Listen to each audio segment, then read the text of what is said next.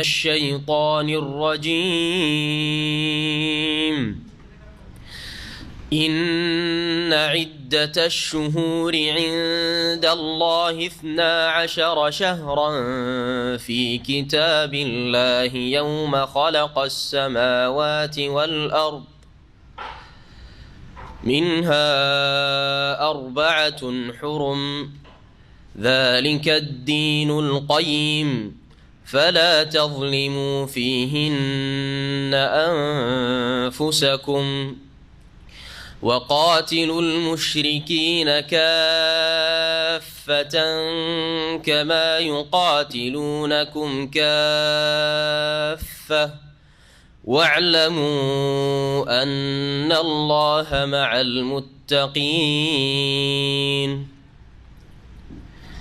إنما النسيء زيادة في الكفر يضل به الذين كفروا يحلونه عاما ويحرمونه عاما ليواطئوا عدة ما حرم الله فيحلوا ما حرم الله. زين لهم سوء أعمالهم والله لا يهدي القوم الكافرين.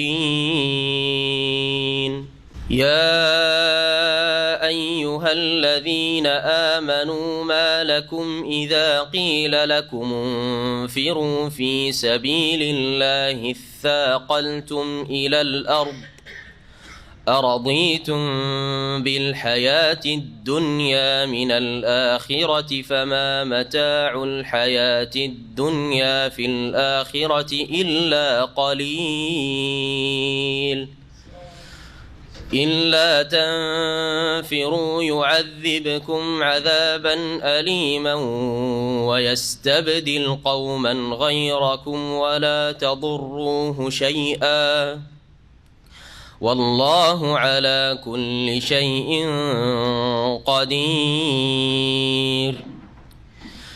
إلا تنصروه فقد نصره الله إذ أخرجه الذين كفروا ثاني اثنين إذ هما في الغار إذ يقول لصاحبه لا تحزن إن الله معنا فأنزل الله سكينته عليه وأيده بجنود لم تروها وجعل كلمة الذين كفروا السفلى وكلمة الله هي العليا والله عزيز حكيم. السلام عليكم ورحمة الله وبركاته. بسم الله الرحمن الرحيم الحمد لله رب العالمين والصلاة والسلام على سيد المرسلين نبينا محمد وعلى آله وصحبه أجمعين أما بعد فأعوذ بالله من الشيطان الرجيم. إن عدة الشهور عند الله 12 شهرا في كتاب الله يوم خلق السماوات والأرض منها 4 حرم ذلك الدين القيم فلا تظلموا فيهن أنفسكم وقاتلوا المشركين كافة كما يقاتلونكم كافة ওয়ালামু আন্নাল্লাহা মাআল মুত্তাকিন। মহান আল্লাহর সমস্ত প্রশংসা যে আল্লাহ পাক রব্বুল আলামিন সময় কাল স্থান সব কিছুর মালিক। সালাত এবং সালাম নাযিল হয়ে মুহাম্মদুর রাসূলুল্লাহ সাল্লাল্লাহু আলাইহি ওয়াসাল্লামের উপর যিনি সময়কে ভালো কাজে লাগাবার জন্য উৎসাহিত করেছেন, নিজের সময়কে অন্যায় কাজে নষ্ট করা বা পাপের কাজে লাগানোকে আল্লাহ পাক হারাম করেছেন, তার রাসূল সাল্লাল্লাহু আলাইহি ওয়াসাল্লাম সতর্ক করেছেন। আমাদের তাফসীর হবে সূরা তাওবার আয়াত নম্বর 36 থেকে 36 এবং 37 এই দুটি আয়াতে আল্লাহ রাব্বুল আলামিন বছরকে যে 12 মাসে ভাগ করেছেন এবং এই বছর 12 মাসের এই 12টি মাসের মধ্যে 4টি মাস হচ্ছে সম্মানিত মাস। প্রাচীন যুগ থেকে যেগুলির বড় মর্যাদা সম্মান ছিল, যে সময়গুলিতে তারা লড়াই কলহ থেকে খুব বেঁচে থাকার চেষ্টা করত বা বিরত থাকতো, যদিও তাদের লড়াই প্রয়োজন হতো। জাহিলিয়াতের যুগে কাফের মুশরিকরাও আরবের দিন ইসলাম আসার পরে এই মাসগুলির ওই রকমের কোনো বৈশিষ্ট্য আছে কিনা এই বিষয়ে তাফসীরকারদের ওলামাদের দুটি মত রয়েছে। একটি মতে সেগুলির একটা ফজিলত আছে, আর আরেকটি মত হচ্ছে যে না, এই রকমের কোনো বৈশিষ্ট্য নেই। কারণ ইসলামের নীতিমালা হচ্ছে যে ঝগড়া বিবাদ লড়াই যদি অন্যায়ভাবে হয় তাহলে সবসময় হারাম, আর যদি লড়াই করা যদি ন্যায়সঙ্গত হয়, আল্লাহর সন্তুষ্টির জন্য হয়, আল্লাহর কালেমাকে উঁচা করার জন্য হয়, শর্ত পূরণ করে, তাহলে যে কোনো সময় সেটা আল্লাহ পাকের পক্ষ থেকে সন্তুষ্টির কাজ বা বৈধ। যার ফলে এই 4টি মাস যে জাহিলিয়াতের যুগে সেই মাসগুলিকে হারাম মাস বলা হতো এবং সেই মাসগুলিতে তারা লড়াই বন্ধ করত, সারা বছর লড়াই চালাইতো, এগুলি মনসুখ রহিত হয়ে গেছে। আয়াতে আসি, আল্লাহ পাক বলছেন ইন্না ইদ্দাতাশ শুহুরি ইনদাল্লাহি 12 শাহরান ফি কিতাবিল্লাহ, নিঃসন্দেহে মাসগুলির সংখ্যা, শুহুর শাহরের বহুবচন, মাসগুলির সংখ্যা, আর ইদ্দাতুন মানে হচ্ছে আদাদুন, সংখ্যা।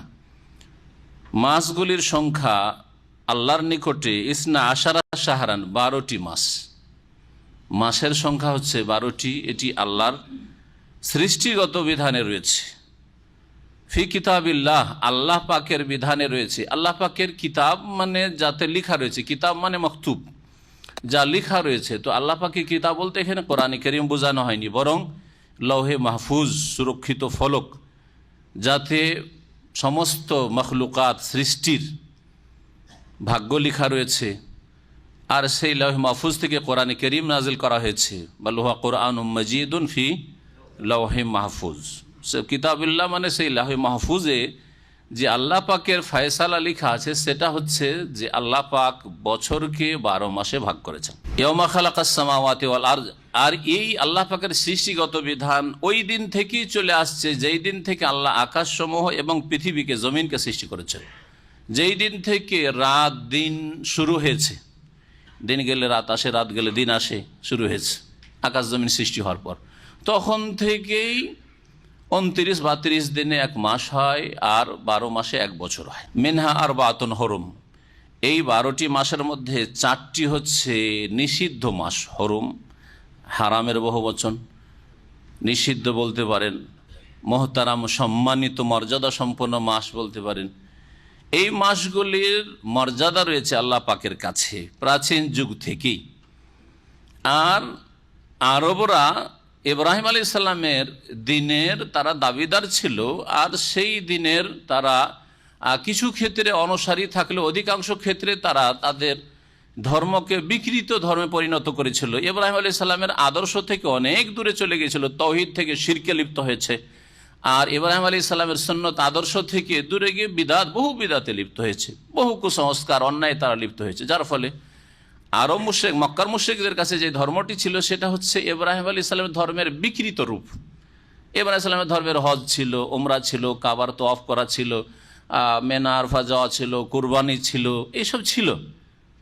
মেহমান নওয়াজি, অতিথি পরিচিত হোক অপরিচিত হোক তাদের আপ্যায়ন করা, এরকম বহু ভালো কাজ ছিল। কিন্তু তার মধ্যে কুসংস্কার, এক আল্লাহর ইবাদতের জায়গায় যে কাবা ঘরকে আল্লাহ এক আল্লাহর ইবাদতের জন্য তৈরি করিয়েছেন ইব্রাহিম আলাইহিস সালামকে, সেই ঘরের চারিদিকে 360টি মূর্তির পূজা, এই শিরকের সংযোজন ঘটিয়ে ধর্মকে বিকৃত করে তারা নিজেরা নিজের ধর্ম গড়েছে। ইসলাম অশ্লীল কথা কাজকে সমর্থন করে না। ইব্রাহিম আলাইহিস সালামের দিনও কোনো অশ্লীলতা নেই, কিন্তু তারা এত অশ্লীলতায় লিপ্ত হয়েছিল যে আল্লাহর ঘর কাবার তওয়াফ করতো নারী পুরুষ উলঙ্গ হয়ে বাইরে থেকে আসলে।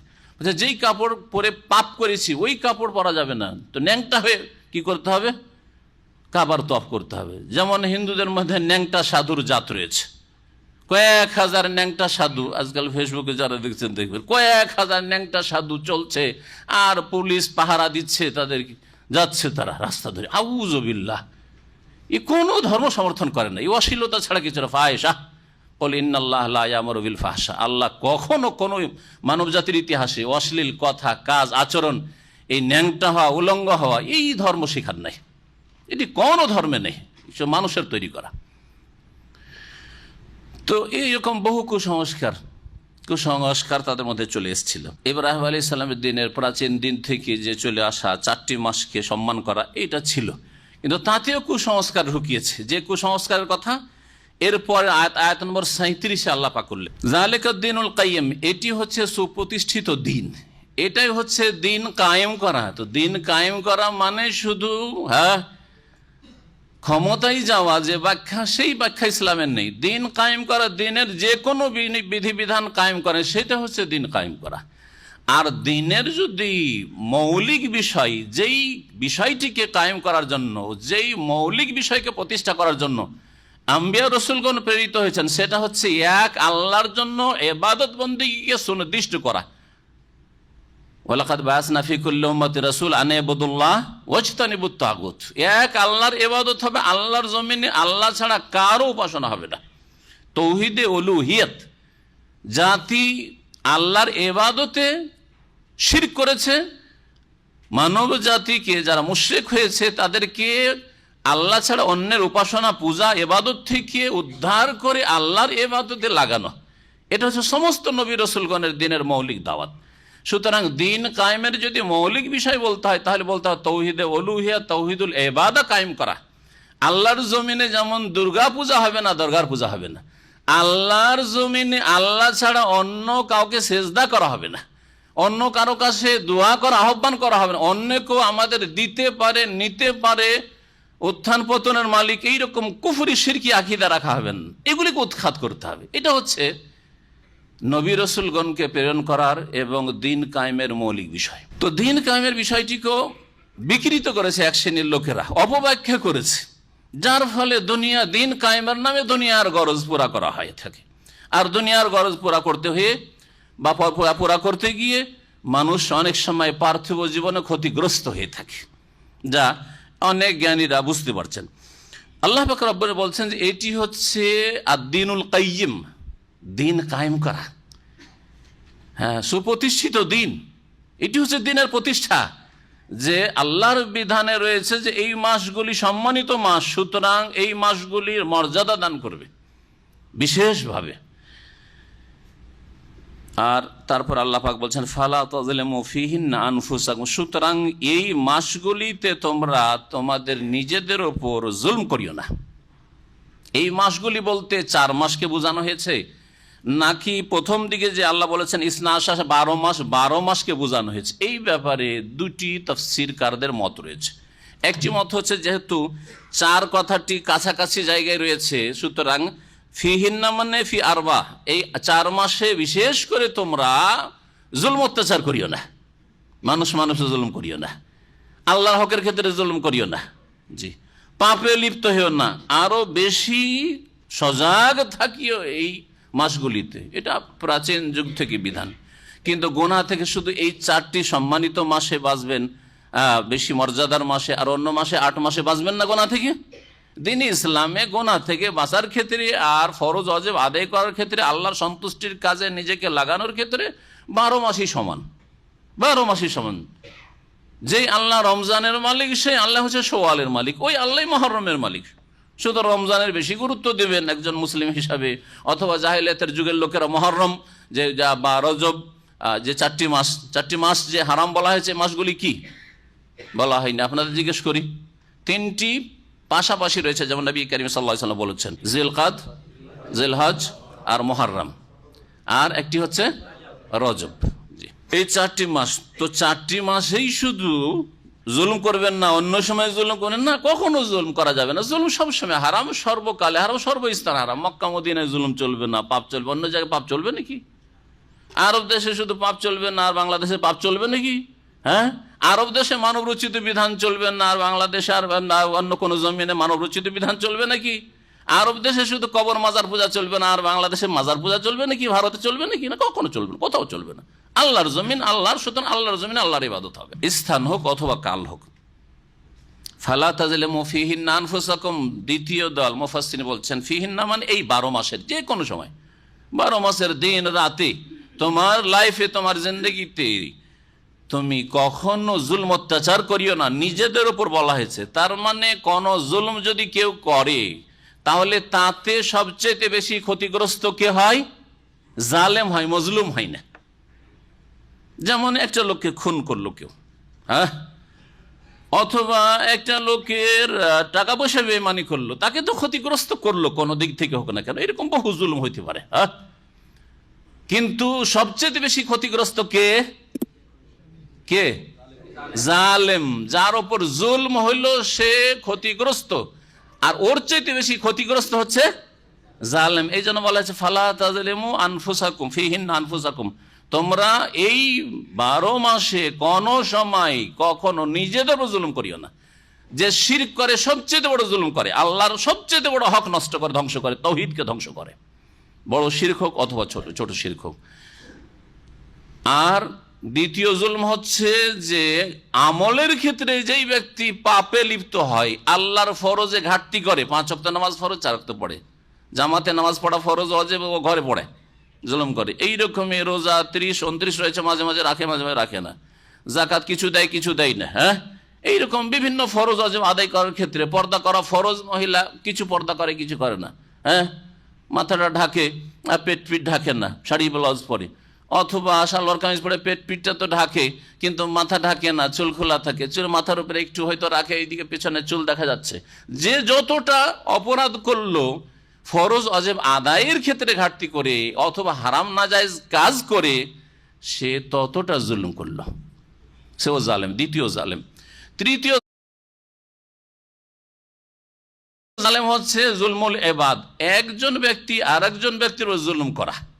তাহলে জুলম কোরআন এবং হাদিসের ভাষায় 3 রকমের হয়ে থাকে। আল্লাহর তাওহীদের ক্ষেত্রে জুলুম করা মানে শিরকে লিপ্ত হওয়া, ফরজ ওয়াজিবে ঘাটতি করা অথবা হারাম নাজায়েজ কাজ করে মানুষের ক্ষতি করলেন কিন্তু আল্লাহর বিধান আপনি লঙ্ঘন করলেন, আপনি জুলুম করা।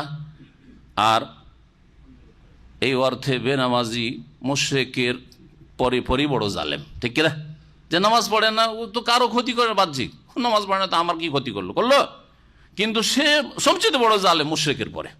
মুশরিক কাফের মুনাফিকদের ব্যাপারে সবচেয়ে বড় জালেম হচ্ছে বেনামাজি, ফরজ ওয়াজিব যে আদায় করে না। আর যেই ব্যক্তি জুলুম করে, এক মানুষ আরেক মানুষের উপর জুলুম করে, এক সৃষ্টি আরেক সৃষ্টির উপর জুলুম করে, পশু পাখির ক্ষেত্রেও তাদের অধিকার রয়েছে, হক রয়েছে, যেটা আপনার জন্য আল্লাহ হালাল করেছেন সেটাকে শুধু মেরে ফেলে দিবেন অথবা কষ্ট দিয়ে মারবেন, সেই ক্ষেত্রে জুলুম নবী কারীম সাল্লাল্লাহু আলাইহি ওয়াসাল্লাম বলেছেন।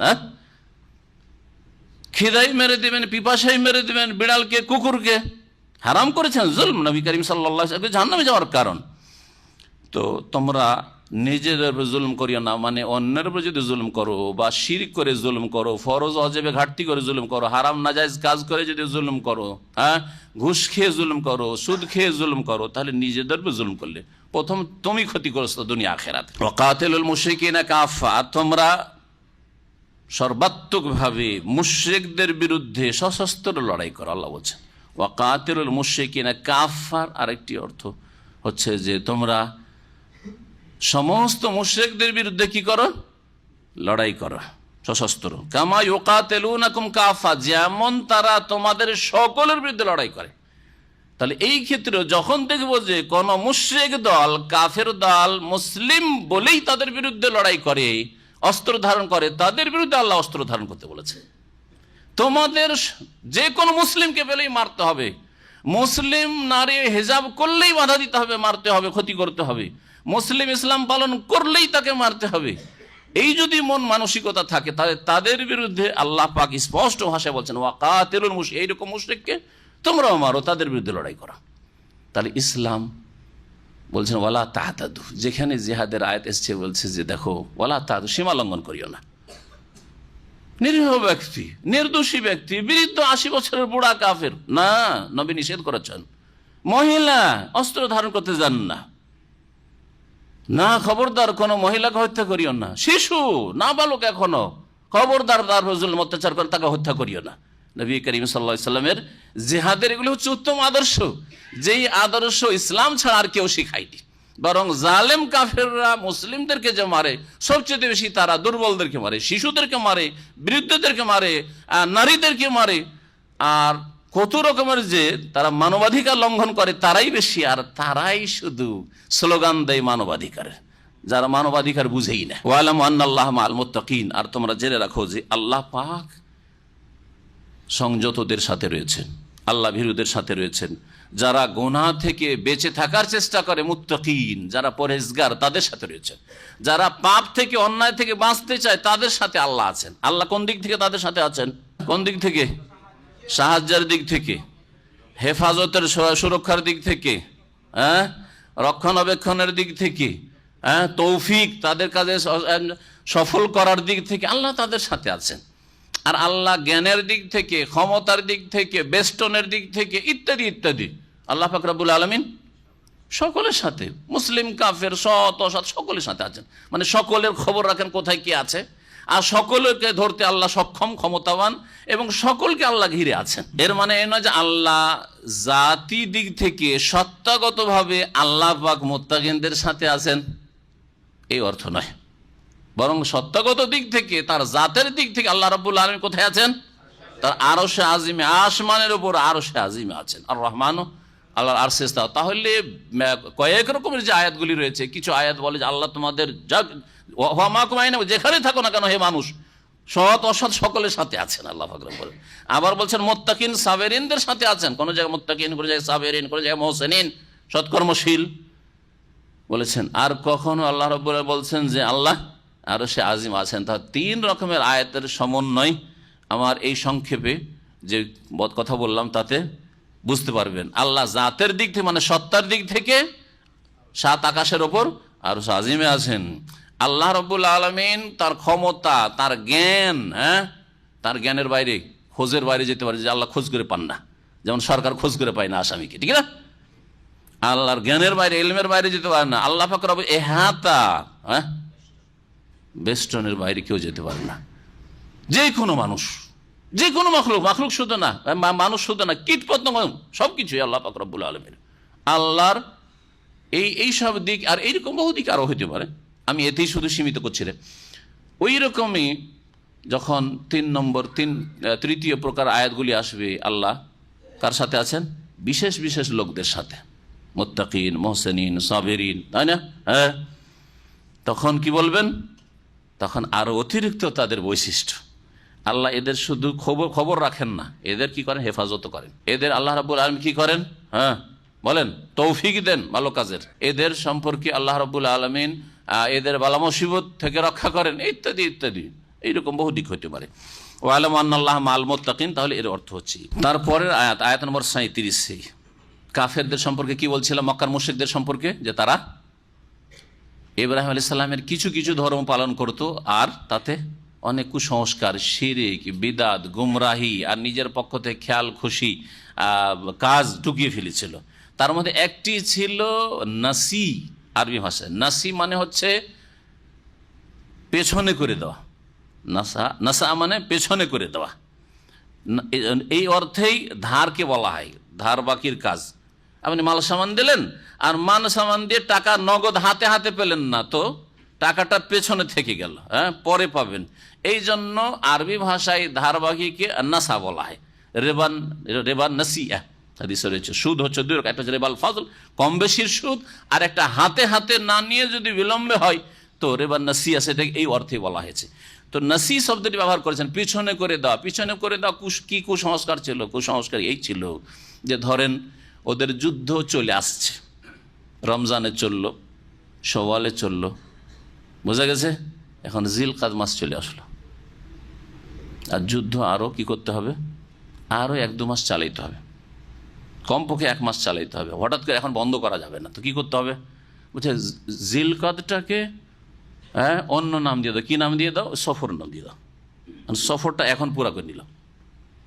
আর এই জিলকদ তাহলে কোথায় গেল? জিলকদকে সফরে পিছিয়ে দিলাম। আর জিলহজ থেকে শুরু করব। জিলহজ থেকে পরপর যে 3 মাস হারাম মাস রয়েছে, জিলহজ, মুহররম, এখন সফরটা আর সফর থাকলো না, কারণ সফরটা তো আগে করে ফেলেছি, টেনে নিয়েছি। তখন এটা কি হয়ে যাবে? তখন ওই যে মুহররমটা, তখন কি মুহররম পিছিয়ে গিয়ে কোথায় গেল? পিছিয়ে যাওয়ার অর্থ এখানে মুহররম পিছিয়ে, সফরে মুহররম পুরা করা হচ্ছে, সফরে মুহররম পুরা করা হচ্ছে। এইরকমই ধরেন চলে আসছিল এইদিকে জামাদুল্লাহ, জামাদাস সানি, এগুলোতে লড়াই চলে আসছিল। কাফের মুশরিকদের গোত্রীয় খুব লড়াই চলতো। লড়াই বন্ধ করা যাচ্ছে না, মারামারি করতেই হবে। গ্রামে গঞ্জে বছরকে বছর আমাদের দেশে অনেক সময় লড়াই চলতে থাকে। তো ওই রকম এদের চলতো, বাড়ি ওর চাইতে বেশি চলতো। তো এই লড়াইগুলি জাহেলিয়াতের যুগে যে চলতো, লড়াইতে বন্ধ করা যাচ্ছে না, কিন্তু রজব মাস চলে এসে এই মাস তো শ্রদ্ধা সম্মানের হারাম মাস, সম্মানিত মাস, কি করব তাহলে এক কাজ করো, রজবটাকে এই বছর রজবটাকে পিছিয়ে দাও, ওইদিকে পিছিয়ে দাও, আর একটু রমজান ওইটা সাবানে নিয়ে চলে যাও, আর সাবানটাকে এদিকে এগিয়ে নিয়ে চলে আসো। এইভাবে তারা নিজের খেয়াল খুশি প্রয়োজন মোতাবেক তারা মাসগুলিকে, হারাম মাসগুলিও এগিয়ে দিত, পিছিয়ে দিত। আল্লাহ পাক বলছেন যে তাদের তো শিরক কুফরি ছিলই ছিল, ওর সাথে অতিরিক্ত কুফরি হচ্ছে, বাড়তি কুফরি হচ্ছে নাসির বিধান, যে মাসকে খেয়াল খুশি পিছিয়ে দাও। আল্লাহ বলছে ইন্নামান নাসিও জিয়াদাতুন ফিল কুফরি, নিঃসন্দেহে মাসকে পিছিয়ে দেওয়া, হারাম মাসকে পিছিয়ে দেওয়া, জিয়াদাতুন ফিল কুফর, কুফরির ওপর অতিরিক্ত কুফরি, কুফরির ওপর আরো বাড়তি অতিরিক্ত কুফরি। এক তো কাফের হয়ে আছে, তারপর এগুলো হচ্ছে কুফরিতে বৃদ্ধি পাচ্ছে। যেমন ধরেন একজন লোক হয়তো অমুসলিম, সে শিরক করে, কুফরি করে, আল্লাহর দিন মানে না, আল্লাহর তৌহিদও মানে, লা ইলাহা ইল্লাল্লাহ মানে না, আর মুহাম্মদ রাসূলুল্লাহ মানে না, ঠিক আছে না? অথবা মুসলিম সমাজের একজন সে বড় শিরক করে, মাজারে সেজদা করে, মাজারে খাসি মরু জবাই করে, বড় শিরক করে, ওর সাথে সাথে সে সুদও খায়, ঘুষও খায়, বেঈমানি করে, নামাজও পড়ে না, বুঝা গেছে? তাহলে তার কুফরি শিরক কি হচ্ছে? অপরাধ আরো বাড়ছে, জিয়াদাতুন ফিল কুফরে, কুফরি বাড়ছে। আর একজন আছে হয়তো হিন্দু অথবা ইহুদি খ্রিস্টান, সে হয়তো কুফরি করেছে কিন্তু জেনাও করে না, জেনা ব্যভিচারেও নেই, সে অশ্লীলতাতেও নেই, সে সুদেও নেই, বেঈমানিতেও নেই, সে কোনো অত্যাচারেও নেই, ইত্যাদি ইত্যাদি। তাহলে এই দুই কাফের পার্থক্য আছে না নেই? একজন সিম্পল মুশরিক আর একজন মুশরিক প্লাস চরিত্রহীন, তার সাথে সুদখোর, জালেম, বেঈমান, গাদ্দার, বিশ্বাসঘাতক ইত্যাদি, খুনি। তাহলে জিয়াদাতুন ফিল কুফর, কুফরের ওপর অতিরিক্ত বাড়তি। তারপরে বিধানকে, আইনকে নিজের হাতে নেওয়া, আল্লাহর নাজিলকৃত বিধানকে হাতে নেওয়া, যে আল্লাহ বলছেন রজব হারাম, রজবকে হারাম করব না, এটা অন্য মাসে হারাম করে নেব, এই মাসটাকে হালাল করে নেব, এটা কি হচ্ছে? মানুষের তৈরি করা বিধান, যেটা হচ্ছে কুফরি। সেটা শুধু পাপ নয়, সেটা হচ্ছে কুফরি। যেমন কেউ যদি বলে আল্লাহ তো চোরের হাত কাটার কথা বলেছেন, কিন্তু আমরা চোরের হাত কাটবো না, আমরা 6 মাস বা 1 বছর জেল দেব, তো এটা হচ্ছে তাদের কুফরি, এটা কুফরি। এর সাথে অন্য কুফরিও যদি থাকে তো এই কুফরিটা অ্যাড হইল। আল্লাহর বিধান তারা নিজের হাতে নিয়েছে আর মনে করে আমাদের সংসদ সদস্য যারা, তাদের এই অধিকার রয়েছে যে তারা আইন রচনা করবে।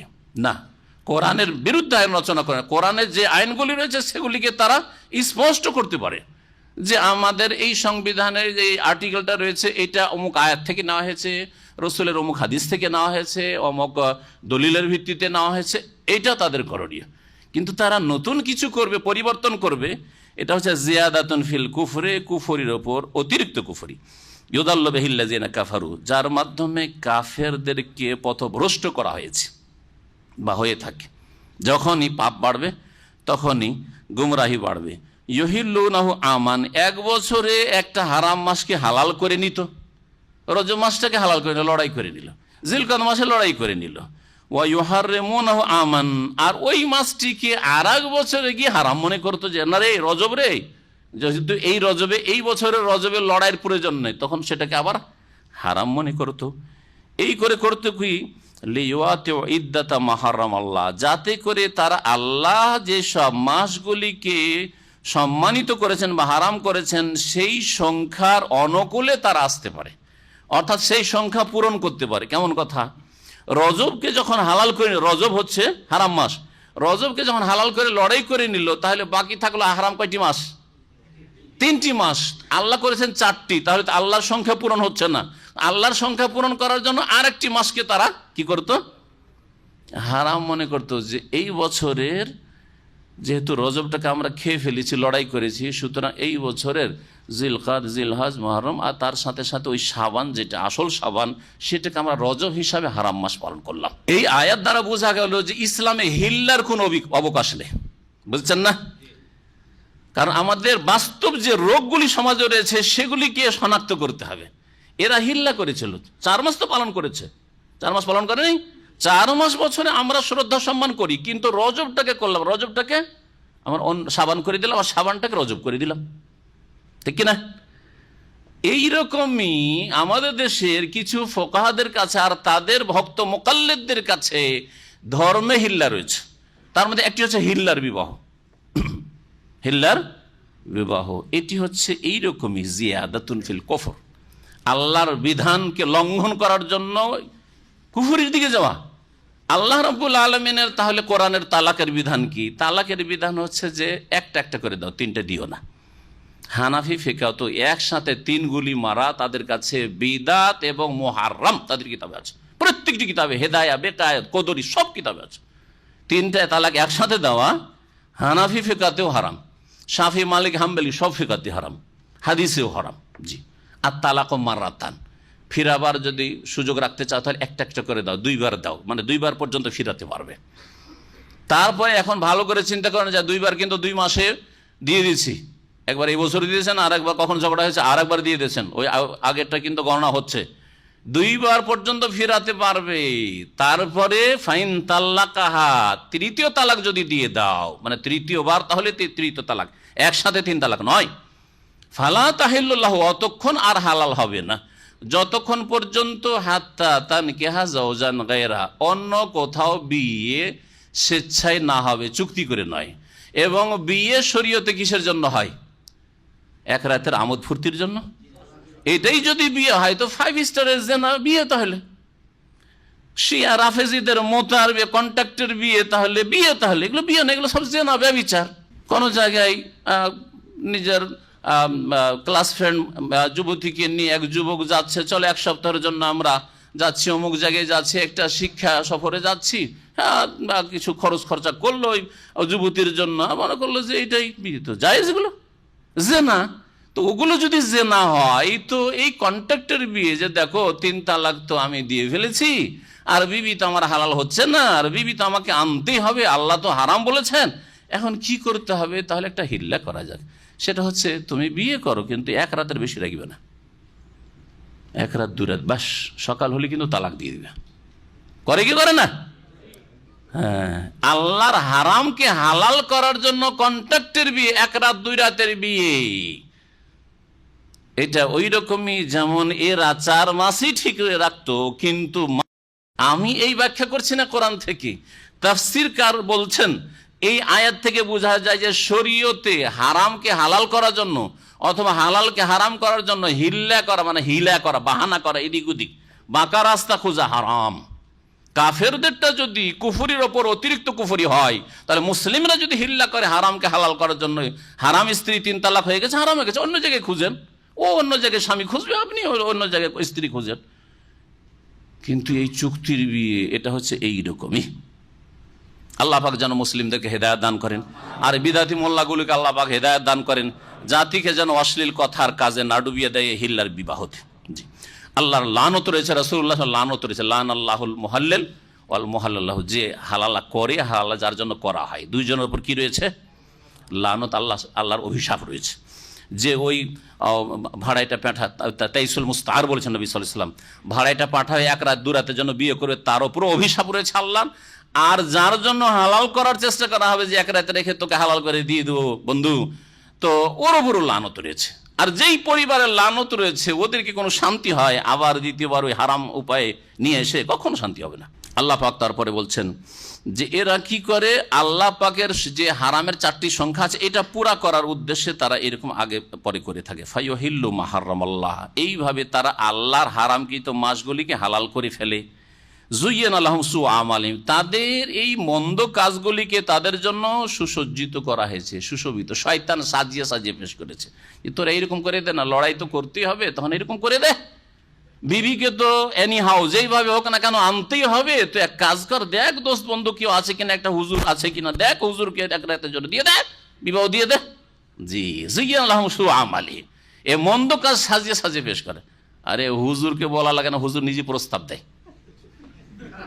আল্লাহ, আমি বাড়িয়ে বলবো না, কারণ আমরাও মাদ্রাসায় পড়েছি, বুঝছেন না। কিন্তু আমার কাছে টেলিফোন করছে, বছরখানেক হইল, একবার টেলিফোন করছে যে হুজুর আমি ওই রকম 3 তালাক হয়ে গেছে শেখ, তো আমি ওই মুফতিকে জিজ্ঞেস করতে গেছি, তো মুফতি বলছে যে হিল্লার বিয়ে দিতে হবে। তা হিল্লার বিয়ে দিতে হবে, তার কোথায় যাবে? তো আমার সাথে দিয়ে দাও, আমার সাথে দিয়ে দাও, কোথায় খুঁজে বেড়াবে? হাউজুবিল্লাহ, হাউজুবিল্লাহ। জি জি জি। তো এগুলো কি কুফরির ওপর অতিরিক্ত কুফরি নয়? জি, একে তো জেনাকে হালাল করা হচ্ছে এক রাত দু রাতের জন্য, হ্যাঁ বিচার, তারপরে আবার লোভ কত যে আমি এই সুযোগটা পেয়ে যাই, এই সুযোগটা আমি পেয়ে যাই। সাজিয়ে শয়তান পেশ করে এই খারাপ কাজগুলিকে তাদের জন্য। ওয়াল্লাহু লা ইয়াহদিল কওমাল কাফিরিন, আর কাফের সম্প্রদায়কে আল্লাহ কখনো ভালো রাস্তা দেখান না, জান্নাতের রাস্তা। ইয়া আইয়ুহাল্লাযীনা আমানু মা লাকুম ইযা কিলা লাকুম ইনফিরু ফি সাবিলিল্লাহ ইসতাকালতুম ইলাল আরদ। এই আয়াত থেকে নবী করিম সাল্লাল্লাহু আলাইহি সাল্লামের তাবুকের যুদ্ধের কথা এবং তাবুকের যুদ্ধে যে মুনাফিকরা মদিনার বিভিন্ন রকমের বাহানা আর ওজোর পেশ করে মদিনায় থেকে গিয়েছিল, যায়নি, এইসব কথা লম্বা আল্লাহ পাক আলোচনা করেছেন, লম্বা আলোচনা করেছেন। আর মুনাফিকদের সম্পর্কে আলোচনায় হচ্ছে মূল বিষয়বস্তু সূরা তওবার। এতক্ষণ পর্যন্ত সূরা তওবাতে যে আলোচনাগুলি হইল কাফের মুশরিকদের সম্পর্কে, শুরু থেকে কাফের মুশরিকদের সম্পর্কে একটা দল সম্পর্কে আলোচনা, যারা প্রকাশ্য ইসলামের বাইরে, যারাকে চেনা যায় যে এরা আমাদের মুসলিম নয়। আর একটি দল যারা প্রকাশ্য, যারা ইসলাম বিরোধী, তাদের চাইতে মারাত্মক, তাদের চাইতে ক্ষতিকর, তারা হচ্ছে নিজের ঘরের দুশমন। হ্যাঁ, নিজের আস্তিনের সাপ, পকেটে যদি সাপ ঢোকানো থাকে অথবা আস্তিনের সাপ যদি ঢুকে থাকে তো কত আপনার জন্য মারাত্মক। তো মুসলিম সমাজের মুনাফিক, বিশ্বাসের মুনাফিক, আল্লাহ পরকালে বিশ্বাস নেই, আল্লাহর দিনে বিশ্বাস নেই, কিন্তু মুসলিম সমাজে যেহেতু সুযোগ সুবিধা নিতে হবে, সে নেতৃত্বের সুযোগ সুবিধাই হোক অথবা ব্যবসা বাণিজ্যের সুযোগ সুবিধা হোক অথবা বসবাসের সুযোগ সুবিধা হোক, যেই হোক না কেন, সেই জন্য এরা ইসলামের কথা প্রকাশ করে। অন্তরে কাফেরদের সাথে, ইহুদি নাসারার সাথে মিত্রতা রয়েছে, আল্লাহর বান্দাদের সাথে, ফিলিস্তিনি ভাই বোনদের সাথে, মজলুম ভাই বোনদের সাথে, মুসলিমদের সাথে, বার্মার মজলুম মুসলমানদের সাথে তাদের শত্রুতা রয়েছে। এদের জন্য কখনো তারা হায় আফসোস করে না। এত জুলুম অত্যাচার হচ্ছে, কখনো দেখলেন না যে তারা সমবেদনা জ্ঞাপন করলো মুসলিম উম্মতের জন্য, মুসলিম মজলুম নির্যাতিতদের জন্য, এদের জন্য তারা কিছু একটা দেখালো, কিছু করে, হ্যাঁ, কিছু দেখতে পাবেন না। কিন্তু যদি কোনো একটা কাফেরদের 2-4-10টা লোক মরে যায় তো কি সমবেদনা, হ্যাঁ, প্রচার মাধ্যমগুলিতে তাদের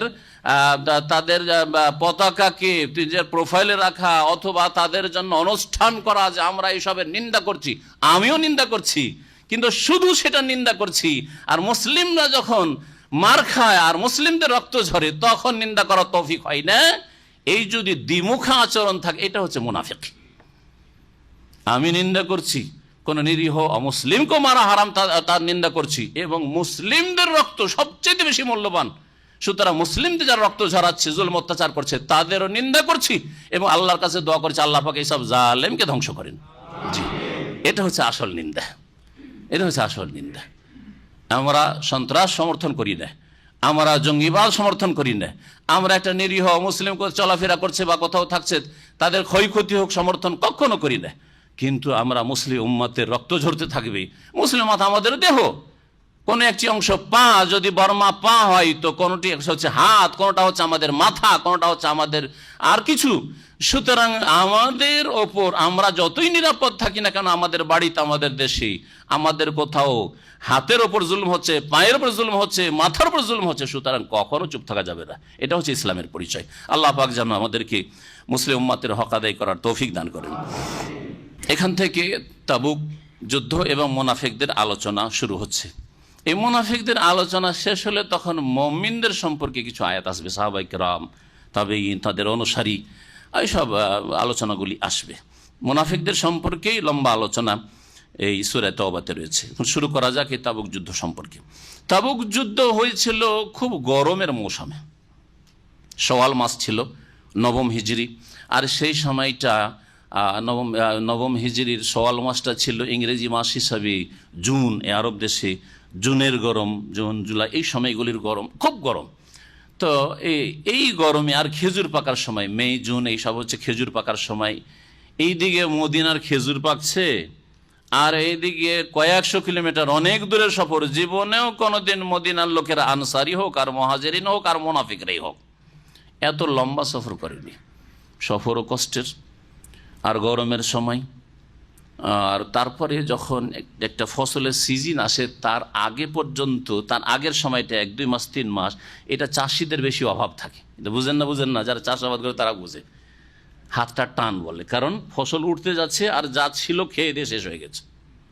খেয়ে দিয়ে হয়তো 9 মাসে শেষ হয়ে গেছে, 3 মাস খুব কষ্ট করে চলছে, ফসল আসবেই আশা নিয়ে বসে আছে।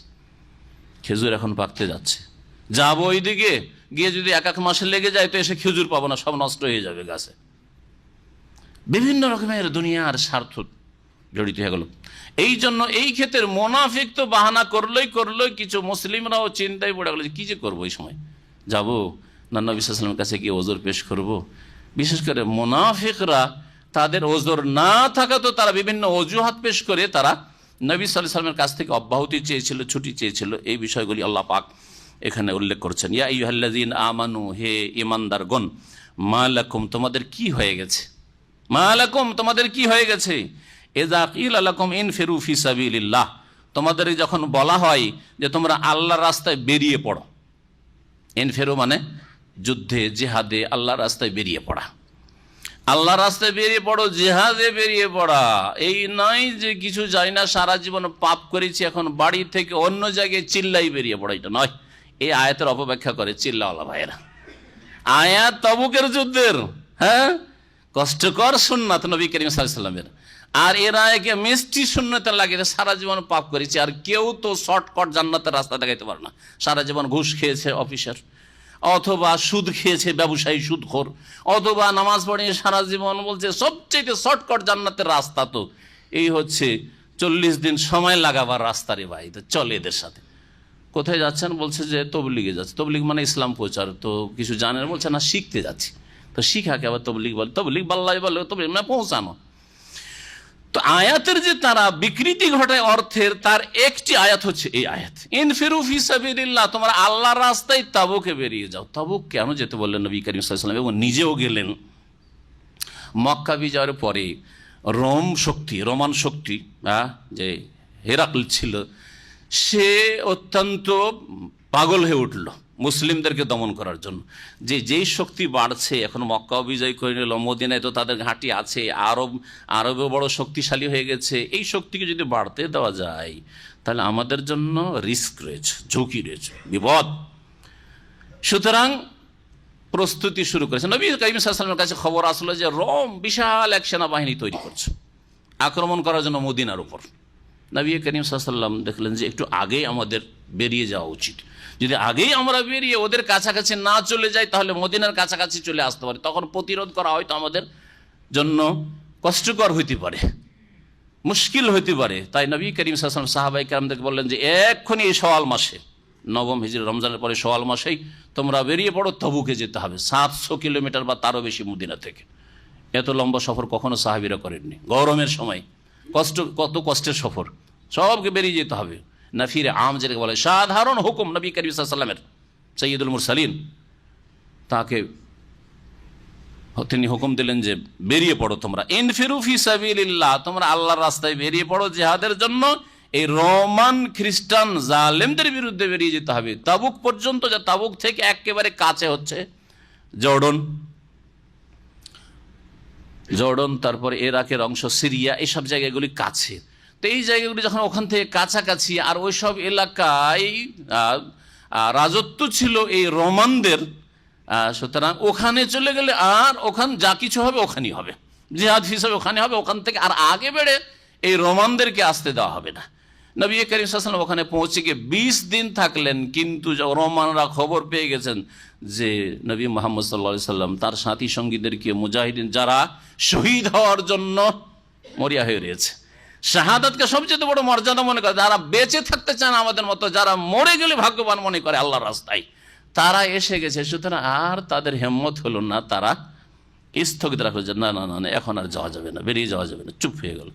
20 দিন অপেক্ষা করে খোঁজ খবর নিলেন যে না, ওরা রোমানরা আর বাড়ি থেকে বের হচ্ছে না, তাদের দেশ থেকে বেরিয়ে এগিয়ে আসছে না। তখন নবী করিম সাল্লাল্লাহু আলাইহি ওয়াসাল্লাম ফিরে আসলেন সাহাবায়ে কেরামদেরকে নিয়ে। তাবুকের যুদ্ধ সম্পর্কে সিরাতুন নবীতে, বিশেষ করে রাহিকুল মাখতুম যে কিতাবটি রয়েছে, এখানে পাওয়া যায়, বাংলায়, বাংলাদেশেও পাওয়া যায়, আপনারা বিস্তারিত পড়ে। ইনফিরু ফি সাবিলিল্লাহ, যখন নবী কারীম সাল্লাল্লাহু আলাইহি ওয়াসাল্লাম বললেন যে আল্লাহর রাস্তায় তোমরা বেরিয়ে পড়ো, ইসা কালতুম ইলাল আরদ, ইসা কালতুম আসলে ছিল তাসা কালতুম, তোমরা জমিনে ভারী হে কেন বসে গেলে। সাকিল মানে হচ্ছে ভারী, খফিফ মানে হালকা, আর সাকিল মানে হচ্ছে ভারী। তো শাব্দিক অর্থ করলাম, ইসা কালতুম ইলাল আরদ, ভারী হয়ে তোমরা এলাল আরজে জমিনে বসে গেলে কেন। শরীরটা ভারী হয়ে গেছে ভাই, খেয়ে দিয়ে উঠতে ইচ্ছা করছে না, বলছেন না। ভালো যদি খাবার পেয়ে যান, কোথাও যদি দাওয়াত পাওয়া যায়, নিজের বাড়িতে খেলে তো একটু কম সম করে খাই, যা আর একবার খাবো, কিন্তু দাওয়াত খেতে কিন্তু আর একবার খাবো এই চান্স তো নেই। সুতরাং 10-20টা যা আইটেম থাকে একটা রাউন্ড দিতেই হবে। এই রাউন্ড দিতে গিয়ে এত খেয়ে বলেছে, অনেকে বলে খাওয়া দাওয়ার পর যে ভাই আর উঠতে পারছি না, এখানে বিছানা প্রয়োজন, তাই না, এই যে ভারী হয়ে যাওয়া। তো আল্লাহ বলছেন যে ভারী কেন হয়ে গেলে মদিনায়, তোমরা যে এখানে জমিনকে কামড়ে থাকতে চাও, যে ইসসাকালতুম ইলাল আরদ, জমিনকে তোমরা কামড়ে ধরেছ। আর রাদিতুম বিল হায়াতিদ দুনিয়া মিনাল আখিরা, তোমরা কি পার্থিব জগতের ভোগবিলাসের সামগ্রীতেই তোমরা পরিতুষ্টি লাভ করেছো, সন্তুষ্ট হয়ে গেছে, মিনাল আখিরা পরকালের বিনিময়ে।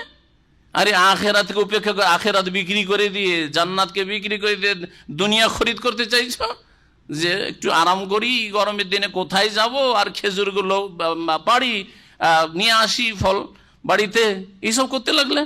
ফামা মাতাউল হায়াতিদ দুনিয়া ফিল আখিরাত ইল্লা কালিল, শুনে রাখো, পার্থিব জগতের ভোগবিলাসের সামগ্রী, মাতা মাল সামান, ফিল আখিরাতে, আখিরাতের মোকাবেলায়, পরকালের নিয়ামতের মোকাবেলায়, ইল্লা কালিল, অল্প কিছু ছাড়া, সামান্য ছাড়া কিছুই নয়।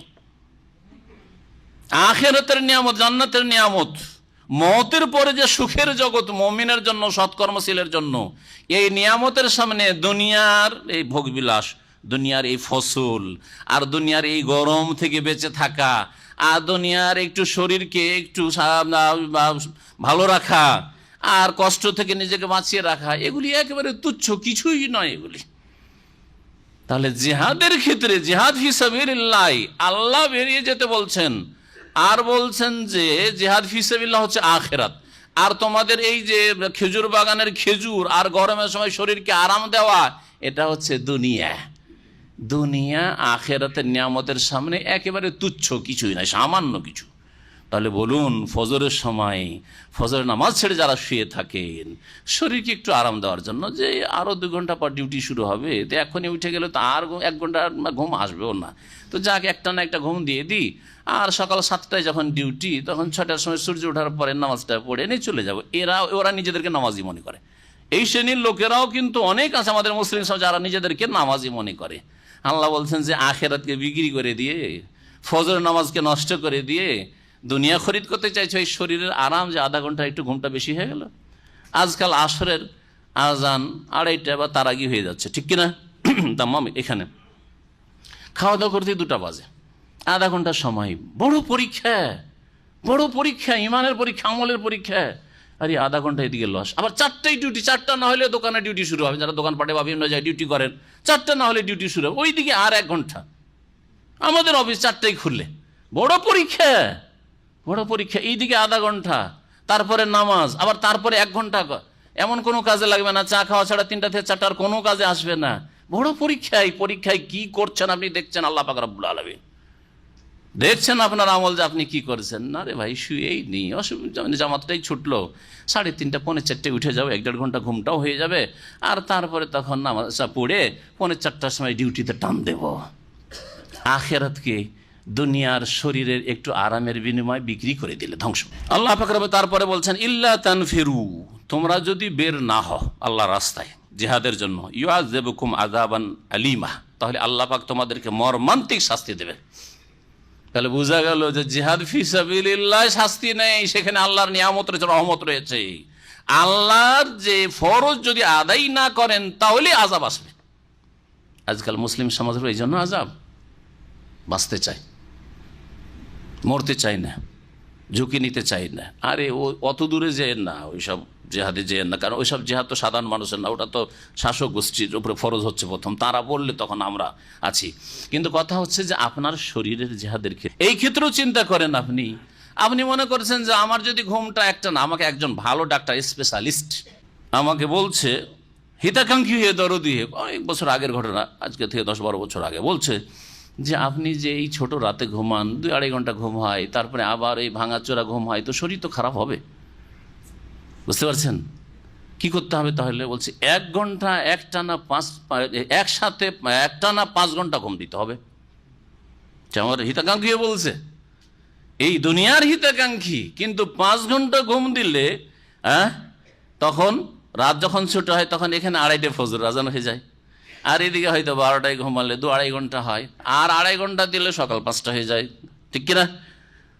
আর সকালবেলা আবার ওই যে ডিউটির আগেখানে ওটা ওই ওরকম 4-5 ঘন্টা, ওটাও ভাঙা 1-2 ঘন্টা হয়, তো ওইদিকে 2 ঘন্টা, রাত্রে 2-2.5 ঘন্টা 3 ঘন্টা, এই করে ভাঙাচোরা করে খুচরো ঘুম। বলছে এইটা শরীরের জন্য ক্ষতিকর, শরীরের ক্ষতিকর ডাক্তার বলছে, কিন্তু আল্লাহ বলছেন যে দেখো আল্লাহর রাস্তায় যদি না বের হও, রক্ত ঝরাবার ক্ষেত্রে নয়, জিহাদ ফি সাবিলিল্লাহর ক্ষেত্রে, নামাজের জন্য যদি জামাতে না বের হও, ইউআযযিবুকুম আযাবান আলিমা, আল্লাহ মর্মান্তিক শাস্তি দেবেন। এই আয়াত কি আপনার উপর ফিট হয় না? যে ব্যক্তি শরীরের চাহিদা পূরণ করার জন্য আল্লাহর ইবাদতকে নষ্ট করছেন। ওয়াস্তাবদিল কওমান গায়রাকুম, এবং তোমাদের জায়গায় আরেক জাতিকে আল্লাহ পাক নিয়ে আসবেন তোমাদের বদলে, তোমাদেরকে ধ্বংস করে দিয়ে আল্লাহ আরেক জাতিকে নিয়ে আসবেন। অথবা তোমরা কাফের মুরতাদ হয়ে যাবে, আর আল্লাহ পাক অমুসলিমদেরকে ইসলাম গ্রহণের তৌফিক দেবেন। দেখেন এইরকম বহু আজকে পশ্চিমা দেশে পড়াশোনা করে স্টাডি করে ইসলাম গ্রহণ করছে, তারা বড় বড় দিনের দায়ী হচ্ছে, দিনের প্রচার করছে, দিনের দাওয়াতের কাজ করছে, আর জন্মসূত্রে 1000 বছর থেকে যারা মুসলমান হয়ে আছে তারাও অকেজে মুসলমান, কোনো কাজের নাই এরা। আল্লাহ কথাই বলেছেন, দুনিয়া থেকে হয়তো সাফ করে দেবে তোমাদেরকে, অথবা তোমরা চলে যাবে কুফরিতে, নাস্তিকতায় চলে যাবে, আর অন্য জাতি ইহুদি নাসারা সন্তানরা, হিন্দুদের সন্তানরা, তারা ইসলাম গ্রহণ করে ধন্য হবে, তাদের দিয়ে আল্লাহ দিনের খেদমত নেবেন। ওয়ালা তাদুররুহু শাইআ, এবং আল্লাহর তোমরা কোনো কিছুই ক্ষতি করতে পারবে না, তোমরা আল্লাহর ক্ষতি করতে পারবে না। আল্লাহু আলা কুল্লি শাইইন কাদির, আল্লাহ পাক সব কিছুর ওপর, সমস্ত বস্তুর ওপর ক্ষমতাবান।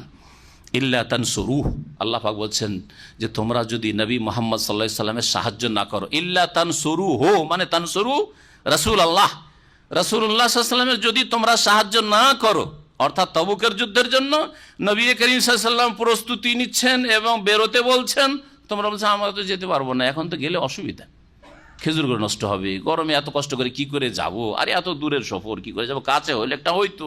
হ্যাঁ, যদি সাহায্য না করো তো শুনে রাখো কোনো ক্ষতি করতে পারবেন না, আল্লাহ তোমাদের পরোয়া করেন না। ফাকাদ নাসারাহুল্লাহ, নিঃসন্দেহে জেনে রাখো যে আল্লাহ মুহাম্মদ রাসূলুল্লাহ সাহায্য করেছেন। তোমরা সাহায্য না করলে কি হবে? আজকে না হয় মদিনায় তার পাশে কিছু লোক মুহাজির আনসার দাঁড়িয়েছো, মক্কায় কে ছিল তার সাথে? মক্কায় কয়েকজন সাহাবায়ে কেরাম, ধরেন অল্প কিছু সাহাবায়ে কেরাম, তারাও হিজরতের সফরে কেউ নাই সাথে। হিজরতের সফরে মাত্র কয়জন? 2 জন, নবী করিম সাল্লাল্লাহু আলাইহি ওয়াসাল্লাম আর তার একজন সঙ্গী, কে? আবু বকর সিদ্দিক রাদিয়াল্লাহু আনহু। বলছে যেই সময় মুহাম্মদ সাল্লাল্লাহু আলাইহি ওয়াসাল্লামের সাথে, আমার বান্দা আমার রাসূলের সাথে মাত্র একজন সহযোগী ছিল, মাত্র একজন সফর সঙ্গী ছিল, তখন আল্লাহ সাহায্য করেছেন। তাহলে আজকে তোমরা সাহায্য না করলে কি হয়ে যাবে? আল্লাহ সাহায্য করবেন, ভালো করে মনে রাখো। তোমরা কি এখান থেকে শিক্ষা নিতে পারছো না? সওর পাহাড়ের গুহাতে আল্লাহ পাক কিভাবে সাহায্য নামালেন, আর কিভাবে মক্কা থেকে মদিনা হিজরত করিয়ে নিয়ে আসলেন হেফাজতের সাথে। জি, আল্লাহ পাক বলছেন যে শোনো, ফাকাদ নাসারাহুল্লাহ, তোমরা সাহায্য না করলে কি হবে? আল্লাহ তো তার সাহায্য করেছেন, করবেন। ইজ আখরাজাহুল্লাযিনা কাফারু, ওই সময় যেই সময় কাফেররা, মক্কার কাফেররা তাকে বের করে দিয়েছিল, মক্কা থেকে বহিষ্কৃত করেছিল। সানিয়া ইসনাইন, মুহাম্মদ সাল্লাল্লাহু আলাইহি ওয়াসাল্লাম 2 জনের দ্বিতীয় ব্যক্তি ছিলেন। সানিয়া ইসনাইন মানে 2 জনের দ্বিতীয় ব্যক্তি, সানি মানে দ্বিতীয়, আর ইসনাইন মানে 2, ঠিক না? তো 2 ব্যক্তির 2 জনের দ্বিতীয় ব্যক্তি ছিলেন কে? মুহাম্মদ রাসূলুল্লাহ সাল্লাল্লাহু আলাইহি ওয়াসাল্লাম। ইজ হুমা ফিল গার, যখন সেই 2 জন গুহায় ছিলেন। কোন গুহায়? সৌর পাহাড়ের, সুর না, আসলে কথাটি হচ্ছে সৌর। সৌর মানে হচ্ছে বলদ, সৌর মানে হচ্ছে ষাঁড়। জি, তো এই নামটি ছিল এই পাহাড়ের। মদিনাতে একটি সৌর পাহাড় আছে, সেই পাহাড়টি একেবারে ছোট্ট পাহাড়। তো ওই পাহাড়টি একেবারে ঠিক ষাঁড়ের মতো হয়ে আছে। আমাদেরকে মদিনা ইউনিভার্সিটির প্রফেসর ওস্তাদরা নিয়ে গেছিলেন দেখার জন্য, কারণ একটা হাদিসে যে মদিনার এই জায়গা থেকে ওই জায়গা পর্যন্ত হারামের এলাকা, আল মাদিনা তো হারামুন মা বাইনা আইর এলা সৌর, এরকম বলেছেন নবী করিম সাল্লাল্লাহু আলাইহি ওয়াসাল্লাম। এটা মক্কার দিকে আয়ের পাহাড়, মদিনা থেকে মক্কার দিকে, আর শামের দিকে হচ্ছে সৌর পাহাড়। তাহলে মক্কার দিকটা হচ্ছে মদিনা থেকে দক্ষিণ দিকে, দক্ষিণ দেখাই তো, দক্ষিণে হচ্ছে আয়ের, আর উত্তরে হচ্ছে সৌর পাহাড় মদিনার। এই দুইয়ের মাঝের জায়গাগুলো হচ্ছে, এটা হচ্ছে হারামের এলাকা মদিনার। আল মদিনা তো হারামুন মা বাইনা আইর এলা সৌর। তো ওই সৌর ছোট্ট একটি পাহাড়, একেবারে ছোট্ট পাহাড়, দেখলাম যে একেবারে ষাঁড়ের মতো আছে, যেমন ষাঁড় দেখতে লাগে, ষাঁড়ের চূড়া উঁচা হয়ে থাকে যেমন ওই রকম আছে, আবার মাথাটা একটু উঁচা হয়ে থাকে ওই রকম। হতে পারে এই পাহাড়টাও খানিকটা ওই রকম ছিল, সেজন্য প্রাচীন যুগে এরকম নাম দিয়েছে তারা।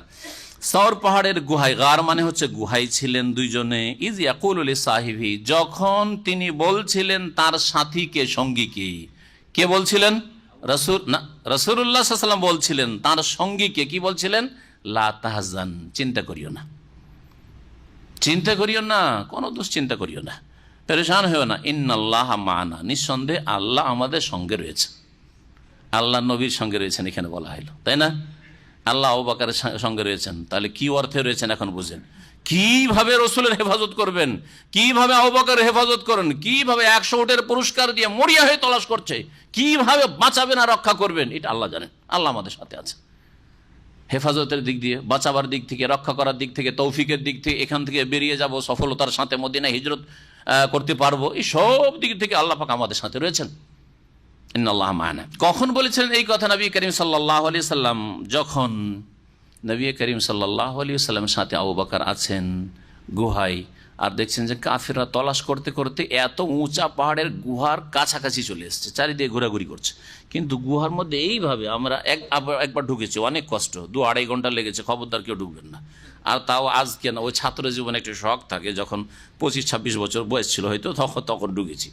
ভাবতেই পারে না কোনো মানুষ যে এত উঁচায় 2-2.5 ঘন্টা ওপরে উঠে কেউ গুহায় লুকিয়ে থাকতে পারে। তারপরও কাফেররা 100 উঠে তলাশ করতে করতে কোথায় পাওয়া যেতে পারে। তারপরে আবার উল্টো দিকে, মদিনার দিকে না, পাহাড়টি হচ্ছে উল্টো দিকে, মদিনার একেবারে বিপরীত দিকে, মক্কা থেকে ইয়ামানের দিকে দক্ষিণ দিকে, মদিনা হচ্ছে উত্তর দিকে, আর পাহাড়টি হচ্ছে মক্কা থেকে দক্ষিণ দিকে।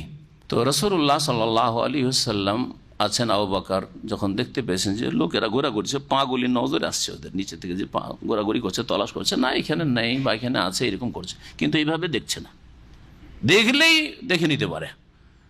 তখন বলছেন আস্তে করে, যে ইয়া রাসূলুল্লাহ লাউ নাযারা আহাদুহুম ইলা আকদামিহিম, তারা যদি একটু নিজের পায়ের দিকেও এরকম করে দেখতো, লা আবসারানা, তাহলে অবশ্যই আমাদেরকে দেখে ফেলবে, অবশ্যই আমাদেরকে দেখে নিত, মনে হয় দেখেই নেবে, একটু এদিকে এইরকম করলেই দেখে নেবে।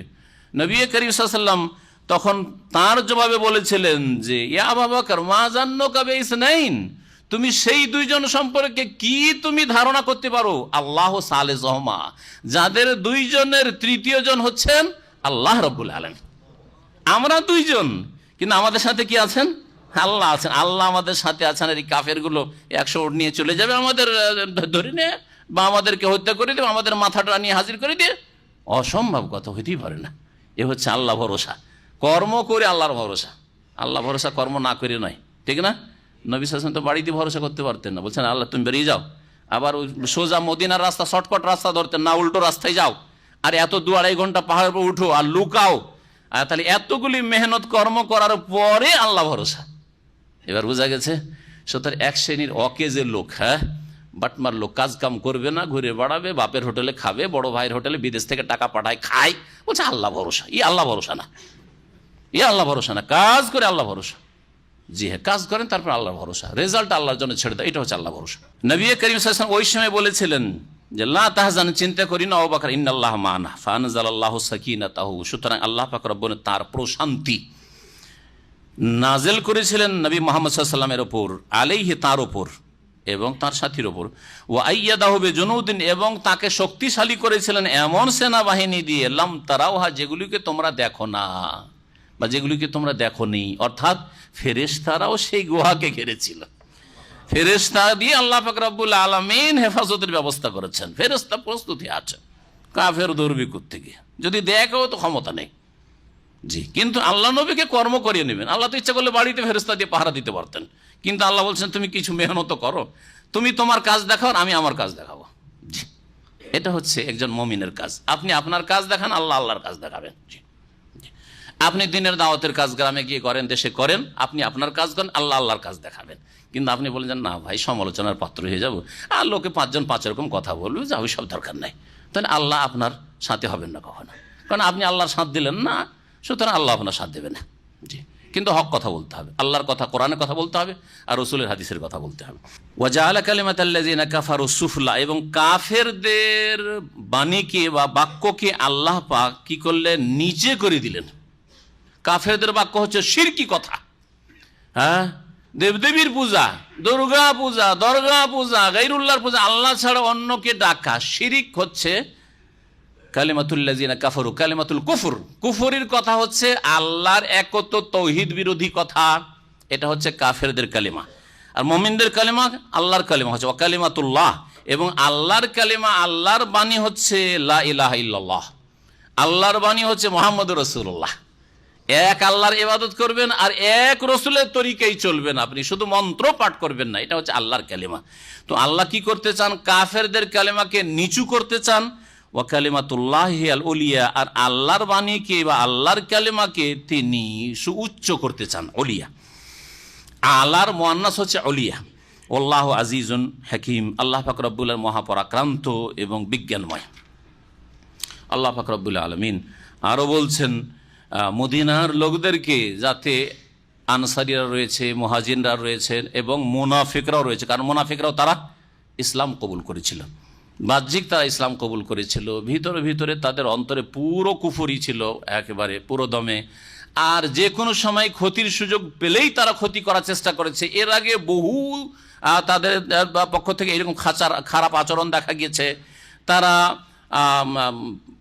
ওহদের সময় 300 রাস্তা থেকে ফিরে এসেছে, খন্দকের সময় তারা ইহুদিদের সাথ দিয়েছে, বাইরের মুশরিকদের সাথ দিয়েছে, মুশরিকদেরকে ডেকে নিয়ে এসেছে যে আমরা আছি ভিতরে তোমাদের সাহায্য করার জন্য, তোমরা শুধু হামলা করে এসো মদিনার ওপর, মদিনা থেকে মুহাম্মদকে তার সাথী সঙ্গীদেরকে তাড়িয়ে দেব।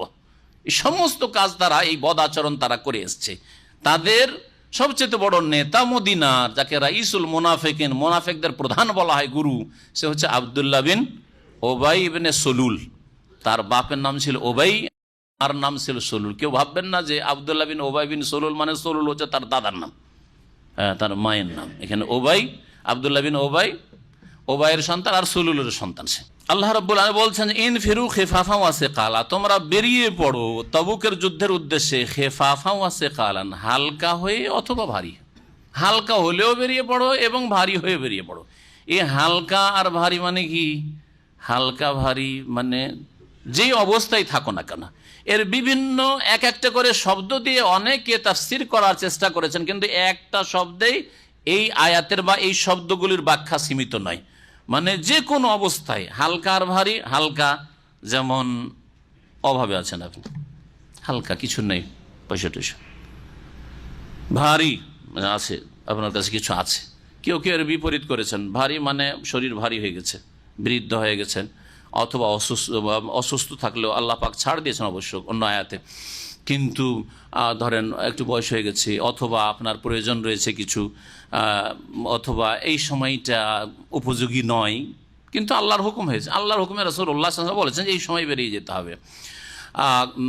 তারপরে কেউ যে অবস্থায় হোক না কেন, যুবক হোক অথবা যুবক নয়, 40 পার হয়ে গেছে হোক, যে কোনো অবস্থায় হোক না কেন, ইন ফিরু খিফাফা ওয়া সিকালা, বিভিন্ন শব্দ দিয়ে তাফসীরকাররা তাফসীর করেছেন, কিন্তু উদ্দেশ্য হচ্ছে যে যে কোনো অবস্থায় থাকো না কেন, মদিনার লোকদেরকে, যারা যুদ্ধে যেতে সক্ষম, খোঁড়া নয়, অন্ধ নয়, হ্যাঁ, একবারে বিছানা ধরা অসুস্থ নয়, তারা সকলেই বেরিয়ে পড়ো। ওয়াজাহিদু বিআমওয়ালিকুম ওয়া আনফুসিকুম ফি সাবিলিল্লাহ, আর তোমরা তোমাদের ধন সম্পদ দিয়ে আর তোমাদের জান দিয়ে আল্লাহর রাস্তায় সশস্ত্র জিহাদে অংশ নাও, রহমানদের বিরুদ্ধে।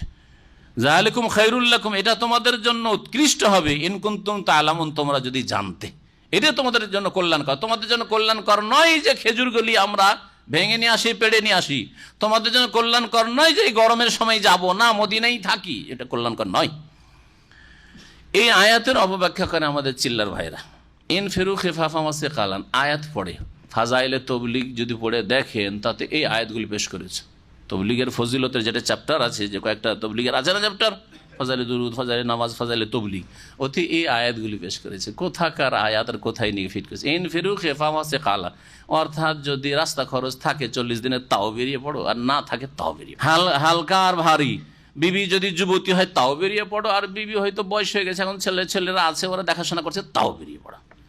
যার ফলে আমার এক আত্মীয় ছিল, আল্লাহ হেদায়েত করেছে আর হেদায়েতের মারা গেছে। ও নতুন বিয়ের 1-2 বছর পরে যুবতী স্ত্রী, বাড়িতে একটা ছেলে মেয়েও না, এখন হয়েছে কি হয়নি ঠিক মনে আসছে না, হইলেও ওই 1 বছর 2 বছরের বাচ্চাগুলি, আর বাড়ি একবারে ফাঁকা মাঠের মধ্যে, রোডের পাশে বাড়ি, শ্বশুর বাড়িতে রেখে যান, ওখানে রেখে দিয়ে স্ত্রীকে ছেড়ে দিয়ে চলে গেছে দিল্লি নিজামুদ্দিন। ওই আত্মীয়র শ্বশুর আমাকে খুব শ্রদ্ধা করে, মদিনা থেকে গেলাম ওইকাল, তখন মদিনার ছাত্র, আমাকে বললো যে জামাইকে বুঝান, আমার মেয়েকে একা ছেড়ে দিয়ে চলে যাবে। বলছে আল্লাহ ভরসা, কর্ম করে আল্লাহ ভরসা কিনা, কর্ম নেই আল্লাহ ভরসা। আর এটা আল্লাহ ভরসা হইলো যে যুবতী মেয়েকে একা রেখে চলে গেলে সেখানে অসৎ লোকের সুযোগ নেবে, এটা কোন আল্লাহ ভরসা হইলো? আল্লাহ ভরসা হচ্ছে যে তুমি বাড়িতে থাকো, বাড়ির দায়িত্ব পালন করো, আর প্রতিদিন 1 ঘন্টা 2 ঘন্টা করে পাড়াতে, আশেপাশে, এই গ্রামে ওই গ্রামে আশেপাশে গেলে চলে আসলে 1-2 ঘন্টার মধ্যে দিনের দাওয়াতের কাজ করো, এইরকম। কিন্তু আল্লাহ ভরসা মানে এই নয় যে বেশ কয়েকদিনের জন্য অথবা কয়েক মাসের জন্য বাড়ি ঘর আত্মীয় স্বজন সব ছেড়ে চলে গেলে, দায়িত্ব বৃদ্ধ বাপ মা আছে, অসুস্থ আছে, কাকে হাসপাতাল নিতে হবে, কাকে কী করতে হবে, সব ছেড়ে দিয়ে চলে গেলে আল্লাহ ভরসা? এ আল্লাহ ভরসা না। তো আলহামদুলিল্লাহ শেষকালে তাকে বুঝাইতে সক্ষম হয়েছি। কিন্তু তাদের মগজে এমন ক্ষুদ্র ক্ষুদ্র কথা, ছোট ছোট কথা, যেগুলো শরীয়তে কোনো গুরুত্ব রাখে না, এমনভাবে ঢুকিয়ে দেওয়া হয় যে সে আহলে হাদিস পরিবারের লোক, আর এ চিল্লাপাটি হয়ে গেছে। আর তারপরে তখন তার মনে যখন বুঝাইতে চেষ্টা করলো, বলছে যে না, আমাকে একটা জিনিস খারাপ লাগে। কি খারাপ লাগে? বলছে আহলে হাদিস মৌলভী সাহেবরা এরা টুপি কেন পরে না? আমি বলে এইটাই তাদের অপরাধ। আর আপনার ফাজাইলে দুরুদে তারাহাম ইয়া নবী আল্লাহ তারাহাম, হে আল্লাহর নবী রহম করেন, হে আল্লাহ নবী রহম করেন, যে গাফেল না শিনি, আপনি কি করে আমাদের থেকে গাফেল থাকতে পারেন? আমরা আছি বালা মুসিবতে, আমাদের আপনি খোঁজ খবর নেন। এত বড় শিরক আপনার ধরা পড়ে না? আমাদের অন্তরকে আলোকিত করেন। বাংলায় যদি পড়তে চান তো কাসিদায়ে জামিয়ার তরজমার একটা অংশ বললাম আমি, হ্যাঁ, কাসিদে জামিয়া, শিরকি কাসিদা, শিরকি ফার্সি কবিতা। তো এগুলো অপরাধ ধরা পড়ে না, টুপি পরে না, এটাই বড় অপরাধ হয়ে গেল। এই ভাষায় তো বলা যাবে, কারণ টুপি ভক্ত। ওকে 40 দিন নিয়ে গিয়ে কয়েক চিল্লা কেটে এসছে, প্রথম চিল্লা বা দ্বিতীয় চিল্লার পর আমার সাথে কথা, কয়েক চিল্লা দিয়েছে, তারপরে ফিরে এসছে। তো যেহেতু টুপিটা মগজে ঢুকে গেছে, টুপি ফরজ হয়ে গেছে, টুপি ফরজ। অথচ টুপি ফরজও না, ওয়াজিবও না, সুন্নাতও না। কেউ বলতে পারে নবী সাল্লাল্লাহু আলাইহি ওয়াসাল্লাম সবসময় টুপি রাখতেন? একটি হাদিস চাই নবী সাল্লাল্লাহু আলাইহি ওয়াসাল্লাম সবসময় টুপি রাখতেন না, কোনো প্রমাণ নেই আপনার কাছে। নবী আরবরা পাগড়ি পরতেন, নবী সাল্লাল্লাহু আলাইহি ওয়াসাল্লাম পাগড়ি পরতেন। আরবদের এমন পার্থক্য দেখাতে পারবেন যে আরব মুসলিমরা পাগড়ি পরতেন, ইসলাম কবুল করলেই পাগড়ি ধরিয়ে দিলেন, আর ইসলাম কবুলের আগে আবু জাহাল, আবু লাহাব ওরা পাগড়ি পরতো না। এটা প্রমাণ করতে পারবেন কেউ? না, আরবদের এটা ড্রেস ছিল, আরবদের কিছু ড্রেস আছে, ন্যাশনাল ড্রেস, জাতীয় পোশাক, ওই রকম জাতীয় পোশাক ছিল। কেরালার জাতীয় পোশাক যেমন লুঙ্গি, ইন্দোনেশিয়ার এমন জাতীয় পোশাক লুঙ্গি যে রাষ্ট্রপতি প্রধানমন্ত্রী যদি আসে পৃথিবী ঘুরে বেড়ায় তারপরও একটা লুঙ্গি ওপরে বাঁধতে হবে, বুঝা গেছে না? এটা হচ্ছে জাতীয় পোশাক। তো ওই রকমই আরবদের জাতীয় পোশাক ছিল মুসলিম অমুসলিম পাগড়ি। জি, এই পাগড়ি থেকে সেটা মডিফাই হইতে হইতে এই চলে এসছে, এতে চলে এসছে, আর পাগড়ি নেই। এটাও কোনো সুন্নাত না, এটাও আরবদের জিনত। আরবদেরকে এখন ভালো লাগে, তখন পাগড়ি ভালো লেগেছে, এখন এটা ভালো লাগে, এটাও কিছু না, এটাও কোনো সুন্নাত না। তারপরে ভারত, বাংলাদেশ, পাকিস্তানের টুপিকে একটু ধার্মিক লোকদের, ভালো লোকদের একটু সাজ মনে করা হয়, সেজন্য টুপি পরেন। কিন্তু বলেন যে এটা টুপিটা মুসলিমদের ভারত উপমহাদেশে একটু ভালো পোশাক, বললেন যে সুন্নতি পোশাকও বলিয়েন না, আর ফরজ অজেব পোশাক, আর এরা টুপি করে, মৌলভী সাহেবরা টুপি কেন পরেন না, এইসব কথা বলিয়েন না, এসব। হ্যাঁ, আর দাড়ি টুপিকে সমান করে দিয়েন না। আমাদের দেশে রোগ আর একটা, আরে দাড়ি টুপি কিছুই নেই, মানে দাড়ি আর টুপি ওর কাছে সমান। দাড়ি ওয়াজিব আর টুপি সুন্নত নয়, দুটোকে দিল এক করে নয়, বরং দাড়ি নাই টুপি আছে। এই দৃশ্য বোম্বাই, দিল্লি, এগুলো শহরে গেলে, করাচি, এগুলোতে গেলে জানতে পারবেন। বোম্বাই তো কয়েকবার গিয়ে পিস টিভির রেকর্ডিংয়ে থাকলাম, রাস্তা দিয়ে গেলে দাড়ি নেই কিন্তু টুপি দেখে চেনা যায় যে মুসলিম। তাই বললাম যে এটা আবার কোন দৃশ্য রে ভাই? টুপি, যুবক ছেলেরা প্যান্ট শার্টে আছে কিন্তু টুপি ছাড়ে না। বোম্বাইয়ের এটা ট্র্যাডিশন মুসলিমদের, টুপি আছে, দাড়ি নেই টুপি আছে, কারো দাড়ি আছে টুপি আছে, আর অধিকাংশ দাড়ি নেই কিন্তু টুপি মাস্ট, টুপি আছে। তো আমি জিজ্ঞেস করলাম আমাদের ওই ভাইদেরকে যারা আমাদেরকে নিয়ে যায়, এটাই যে ইয়ে কি বলছে যে এটা এখানে এই জন্যই করে দেখাতে যে আছি আমরা মুসলিম, বোম্বাই আছি আমরা মুসলিম, এই যে টুপি দেখে চেনো যে আমি মুসলিম, চেনাবার জন্য। ওতে একটু ফায়দা আছে, পার্থিব ফায়দা। আমাদেরকে একটা সহি আকীদার মসজিদ খুঁজতে হবে জুমার দিন, রেকর্ডিং এর রাস্তায় যাচ্ছে, জুমার টাইম হয়ে গেছে, ওদের বলছে যে জুমার আগে শুরু করবো না, জুম্মা পড়ে এসে শুরু করবো। কিন্তু আছে বেরলবি মসজিদ, যে গিয়ে ঢুকে যেত এক বিপদ। আছে দেওবন্দি মসজিদ, ঢুকে যায় কিছু বিদাত হবে সেখানে। তো সহি আকীদার একটা মসজিদ খুঁজবো, তো কাকে জিজ্ঞেস করলাম যে মসজিদ আছে, বলছে হ্যাঁ আছে। তাই যদি বলি যে আহলে হাদিস মসজিদ বা নাহানা দেওবন্দি মসজিদ, তাহলে তো কি জানি কোন তরিকার লোক আছে এরা। তখন এই হেকমত করে বললেন যে দেওবন্দি মসজিদ না বেরোরি মসজিদ? বলছে না না না না, আহলে হাদিস মসজিদ আছে, না না আহলে হাদিস মসজিদ আছে। বলছে আলহামদুলিল্লাহ, আলহামদুলিল্লাহ। তো যাই হোক, তারপরে এইভাবে মসজিদের খোঁজ পেলাম। এত বিশাল শহরে কোথায় এইভাবে খোঁজ পাওয়া যেত? এইভাবে আল্লাহ খোঁজ করাই দিলেন। রাস্তায় চলতে চলতে গাড়িটা থামিয়ে গ্লাসটা খুলে জিজ্ঞেস করতে, বলছে হ্যাঁ মসজিদ আছে। তো এই টুপি দেখে, দাড়ি তো নেই, টুপিটা না থাকলে আমরা চিনতে পারতাম, টুপির ফায়দা বললাম। টুপি দেখে চিনলাম যে এটা মুসলিম আছে। হিন্দুকে জিজ্ঞেস করলে তো মসজিদের সন্ধান পাওয়া যাবে না। তো যখন দেখলাম যে টুপিটা আছে, দাড়ি না থাকলেও জিজ্ঞেস করলাম, পেয়ে গেলাম আলহামদুলিল্লাহ মসজিদ। তো কথা হচ্ছে যে এইরকম কিছু ফায়দা টুপির আছে, কিন্তু টুপি সওয়াবের কাজ, ইবাদত, আর টুপি সুন্নাত বা কিছু দাড়ির মতো না, একেবারে ভিত্তিহীন কথা। তো শেষ করতে যাই এখন। আল্লাহ পাক রব্বুল আলামিন বলছেন যে এটাই তোমাদের জন্য কল্যাণকর যে তোমরা যে কোনো অবস্থায় বেরিয়ে পড়বে। লাউ কানা আরাদান কারিবান ওয়া সাফারান কাসিদান লাত্তাবাউক ওয়ালাকিন বাউদাত আলাইহিমুশ শুক্কা। বলছেন যে যদি তাদের জন্য আসন্ন কিছু দুনিয়ার পার্থিব সামগ্রী পাওয়ার সম্ভাবনা থাকত, অর্থাৎ এই তাবুকের জেহাদে গিয়ে খুব দ্রুত আমরা গনিমতের ধন সম্পদ পেয়ে যাব, তাহলে এরা যেত। ওয়াসাফারান কাসেদান, এবং যাত্রা যদি সহজ হইত, 700 কিলোমিটার রাস্তা, যাত্রা যদি 100-200 কিলোমিটার, 50 কিলোমিটার, তাহলে হয়তো এরা যেত। লাত্তাবাউক, তাহলে অবশ্যই এরা হে নবী তোমার অনুসরণ করতো, মানে তোমার সাথে যেত। ওয়ালাকিন বাউদাত আলাইহিমুশ শুক্কা, শুক্কাতুন মানে তারিক, তাদের জন্য পথ কি হয়েছে, দীর্ঘ হয়ে গেছে, অনেক দূরের পথ। তবু কেমন করে যাব? ওয়াসায়াহলিফুনা বিল্লাহ, আল্লাহ পাক জানিয়ে দিচ্ছেন নবীকে যে দেখো এরা অচিরেই আল্লাহর কসম করে বলবে লাউইস্তাতানা লাখারাজনা মাকুম, আমরা যদি পারতাম তাহলে আপনাদের সাথে ইয়া রাসূলুল্লাহ আমরাও যেতাম, বেরোতাম। আসলে বাহানা, যেতে পারবে কিন্তু যাবে না। এসে কসম করে এই মুনাফিকরা বাহানা করবে, মিথ্যা। ইউহলিকুন আনফুসাহুম, এই বাহানা করে আর কসম করে তারা নিজেদেরকে ধ্বংসে পতিত করছে। আল্লাহু ইয়ালাম ইন্নাহুম লাকাযিবুন, আর আল্লাহ ভালো জানেন যে এরা হচ্ছে মিথ্যাবাদী, এরা হচ্ছে মিথ্যাবাদী। এখানে আজকের তাফসীর শেষ করছি। আল্লাহ পাক রব্বুল আলামিন যেন আমাদেরকে কোরআন বুঝার তৌফিক দান করেন এবং কোরআনে কারীমের প্রতি আমল করার তৌফিক দান করেন, আর কোরআনের অপব্যাখ্যা থেকে আর কোরআন দিয়ে গুমরাহ যারা করে থাকে তাদের অনিষ্ট থেকে আল্লাহ পাক আমাদেরকে বাঁচিয়ে রাখেন।